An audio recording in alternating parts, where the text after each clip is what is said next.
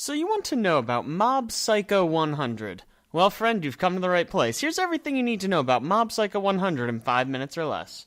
This is our main character, Mob. He's an 8th grader with immense psychic power who just wants to be liked and win the heart of his classmate Takane. Unfortunately for Mob, Takane's not easily impressed by psychic powers. Between this and his overall disposition, Mob rarely uses his psychic powers, to the point that he must suppress his emotions to prevent himself from using them. This works great until his stress level reaches its limit, at which point he turns into a psychic rage monster and goes absolutely banana bonkers. Lucky for Mob, he has a great mentor in Reagan, a fake psychic who performs exorcisms through the power of massage and Photoshop. His wisdom helps send Mob down the right path, and often helps lower his stress level. Mob also has a young brother named Ritsu, who is everything Mob wishes he could be. Smart, handsome, and popular, there's only one thing he lacks: psychic powers. One day, little brother Ritsu's walking around town when he is mistaken for his brother, and approached by some dude claiming to run a school for espers where he can unlock psychic potential. Intrigued, Ritsu follows him to the school only to find that his students are laughably weak, barely managing to bend spoons and levitate blocks. Disappointed, Ritsu walks home only to run into Dimple, a small ghost that Mob defeated but ultimately decided not to exercise fully. Sensing an opportunity to increase his power, Dimple offers to possess Ritsu and unlock his psychic power. Ritsu agrees, and together the two of them thrash a group of thugs with badass psychic moves. Unfortunately for him, this attracts the attention of Claw, a group of powerful psychic man-children who plan to use their psychic powers to take over the world. A very rude dude beats up Ritsu and kidnaps him, but not before Mob goes all psycho on him and nearly kills him.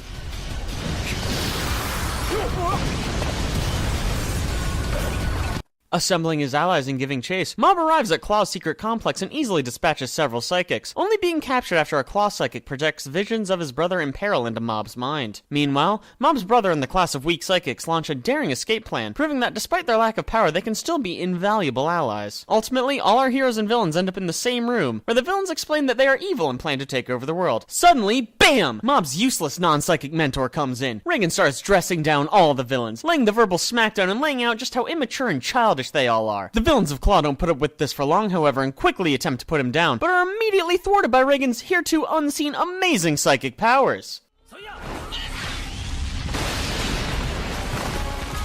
Well, okay, only kind of. You see, it turns out that Mob, seeing Reagan come in to save the day, decided he didn't actually need to fight, and unconsciously funneled all of his psychic energy into Reagan, making him nearly impervious to harm and allowing him to continue berating the International League of Villains. Ultimately, the secret compound is destroyed, and the members of Claw defeated. A lone psychic stands amongst the ruins and makes an ominous phone call to the true leader of Claw. Roll credits.